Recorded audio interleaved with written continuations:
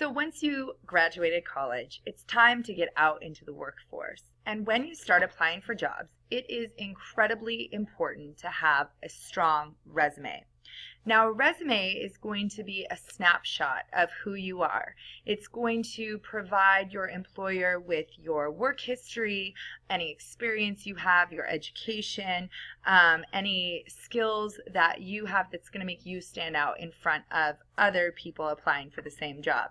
So when we look at what a resume is, it's a one-page summary of your skills, education, and experience.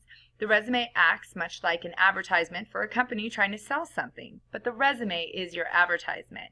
Just as a shoe company spends countless hours and millions of dollars designing their latest advertising campaign, you too must spend a good deal of time creating, proofreading, editing, and perfecting your resume, because the resume is one of the most important pieces of writing you will ever create. A solid resume is the key that will open the door to good jobs for you. So you don't want to cheat yourself and not work hard, because this is going to be the first opportunity a future employer gets to see who you really are. So I'm going to show you an example of what a resume looks like. This was created by a previous student. The sections that you want to have on a resume, you want to make sure that you have a heading. Right here you're going to see the name of the person applying for the job. The name stands out. You want this to stand out. In your heading you want to have your personal information, such as your address, your phone number, if you have a cell phone number and a home number, be sure to include both, and an email address. This is going to allow the employer the opportunity to get in touch with you if you stand out in your resume. In addition, you want to have an objective. An objective is going to tell the employer the job you are seeking. Is this going to be the right fit for the job that is available at the time?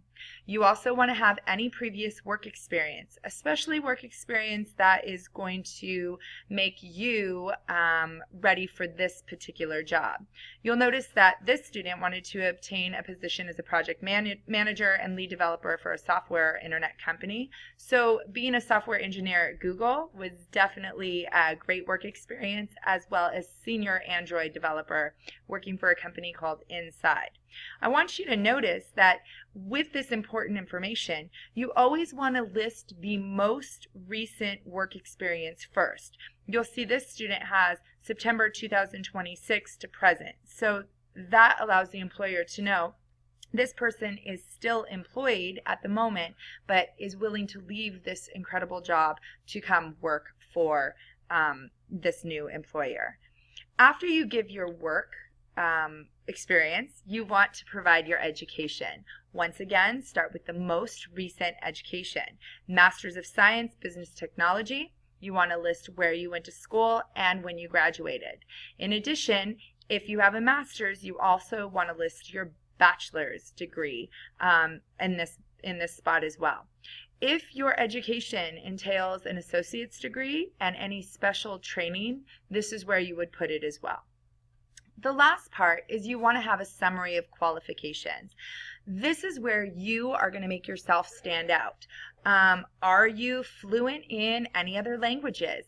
Do you have skills that are going to make you a little bit better than the next person in line? So the summary of qualifications is going to allow the employer to see anything beyond the work experience you have that will help you be qualified for this job.